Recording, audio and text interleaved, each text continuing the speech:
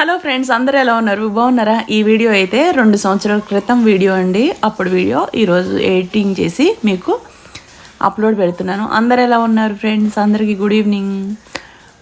ఈరోజు ఈ బిర్యానీ చూసి నాకైతే ఇప్పటికిప్పుడు తినాలనిపిస్తుంది. కానీ నేను ఇప్పుడు మెయింటెనెన్స్ డైట్లో ఉన్నాను కాబట్టి తినొచ్చు, ఏం ప్రాబ్లం లేదు. కాకపోతే ఆన్ ది స్పాట్లో చూడంగానే తినాలనిపిస్తుంది, అదే నా ప్రాబ్లము. ఇది మటన్ బిర్యానీ అనమాట. మటన్ దమ్ బిర్యానీ,